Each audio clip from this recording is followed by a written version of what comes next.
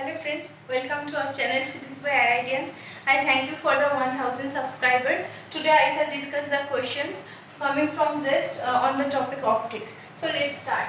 The first question that has come in 2014, the question is, a spherical air bubble is embedded in a glass slab.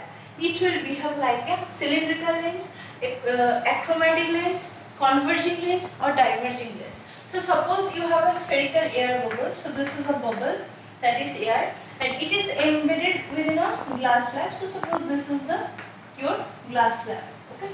So I take a rectangular slab. So how it will behave?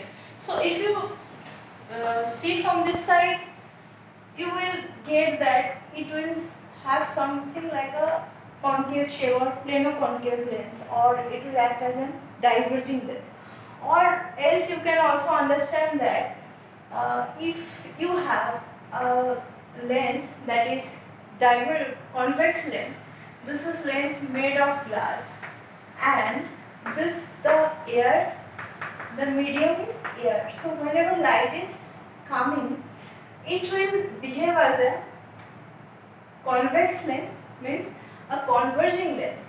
But if this medium is not air but something which is the greater than the refractive index of the glass, that is some higher refractive index medium than the glass, it will behave as a diverging lens. So you have to make understand that the shape of this film is like concave lens, or it will behave as a diverging lens. Next question. The three sinusoidal waves have the same frequency with amplitudes A by 2, A by 3. Phase angles are 0, pi by 2 and pi. The amplitude of the resultant wave is how much? So we all know that there are three sinusoidal waves. So let's first write the three waves. The first wave y1, y2 and y3. So we can take that y1 equals to A sin omega t plus 0, because omega t plus phi. Phi is the phase angle. Here first, for the first thing is 0. Second will be amplitude A by 2 sin omega t plus pi by 2, the same frequency. So omega, both the three cases the omega will be same, omega t plus phase difference is pi by 2, that will be A by 2 cos omega t. And the third one is A by 3 sin omega t plus pi, that is minus A by 3 sin omega t. Now you have to find out the amplitude of the resultant wave. So you have to sum over the three waves, that is y equals to y1 plus y2 plus y3, or A sin omega t, 0 will be A sin omega t plus 0 will be A sin omega t, plus A by 2 cos omega t minus A by 3 sin omega t. So after simplification you get 2A by 3 sin omega t plus A by 2 cos omega t. You can also write the sin omega t plus pi by 2. So you have to understand that this is the superposition of the now two waves, that is y equals to, you can write as y1 plus y2. How you find out the amplitude? Amplitude, suppose this is the resultant amplitude. So resultant amplitude square equals to a1 square plus a2 square plus 2a1 a2 into cos delta, where delta is the phase difference between y1 and y2. Here phase difference is pi by 2. So find out, put this in this formula, a1 square, that is 2a by 3 whole square, plus a2 square, that is a by 2 whole square, plus 2 into a1 into a2 into cos delta, means cos pi by 2. So cos pi by 2 is cos 90 degree, that is 0. This term will not be present. So this is the answer, that is 5 by 6. Now another question. A thin film of thickness d is formed in a glass medium. For normal incidence in the reflected beam, the condition for constructive interference. So you have to find out first the diagram. So let me erase it first so that I can clearly draw the diagram. So here you are instructed that you have a thin film of air, and this is a glass medium, this is also glass medium. Okay. Now for the normal incidence, first forget about the normal incidence. First take for any angle of incidence. Let me write it out at this. clearly I draw the diagram so that you can understand. So here for any incidence, suppose I, there will be reflection, and this is the glass medium, this is the air medium. So if it is going like that, then it will go in like this, and then there will also be reflection, and at this interface also there will also be reflection, transmission. So these two waves will interfere. Now what is the path difference between the friends? This is the two glasses, and inside this there is a air film. So this is the glass air interface, this is the air glass interface. So here the path difference between the two rays, this is the ray which is reflecting from here, and this is the ray which is reflecting from here. If the question is asked that for the reflected rays, because there are also transmitted rays, and this transmitted rays also, so this transmitted rays also can interfere, and they can construct interference pattern, and you are asked to do it for the reflected beam. So I am taking the reflection from this way and the reflection from this way, and these two beams will interfere either constructively or destructively to give you interference fringes, bright and dark fringes. So here the question is the condition for the constructive interference pattern. So the condition for, you have to find out what is the path, extra path or path difference travelled by this wave. So this is the path, extra path that is travelled by this wave. So if you find it out, you will get that the path difference will be delta equals to 2 mu v cos r. Okay. Now at the, you have to remember that whenever there is the reflection and the air glass interface, there will be a phase change of pi, and whenever there is a reflection of glass air interface, there will be no phase change of pi. That is from rarer to denser medium, whenever there is reflection, there will be a phase change of pi. Where denser to rarer, there is the reflection, there will be no phase change. So this is the glass air reflection, glass air medium. Here no reflection of the wave, but this is the air glass interface.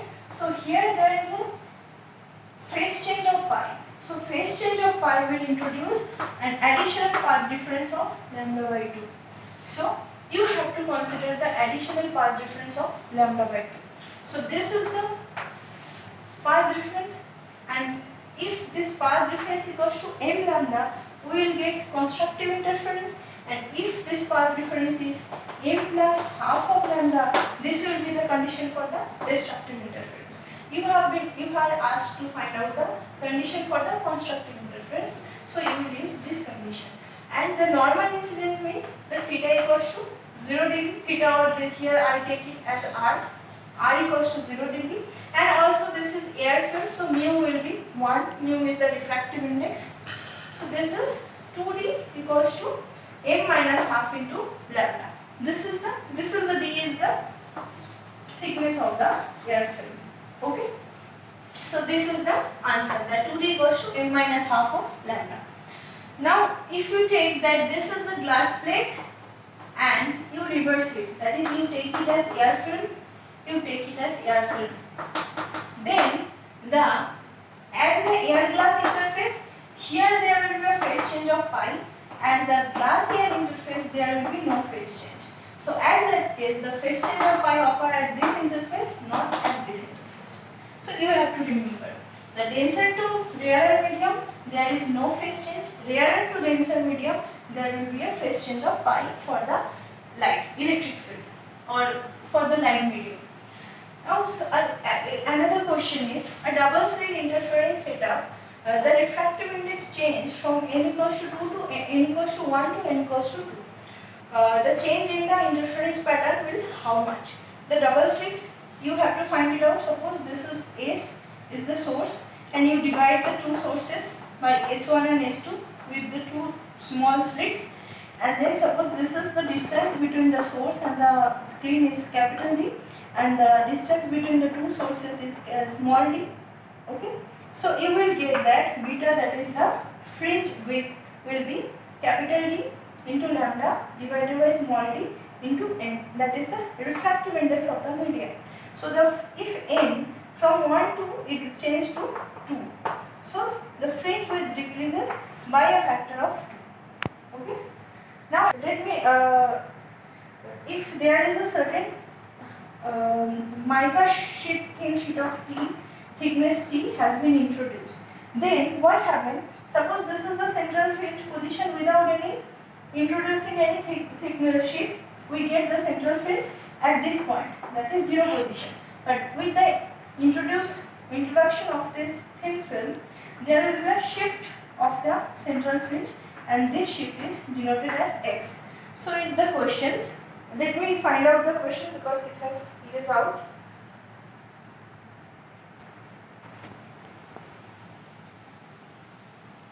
So the question is that D equals to 50 centimeter and small d equals to 0.1 centimeter, N equals to 1.54 mica shift, and fringe shift is 0.2.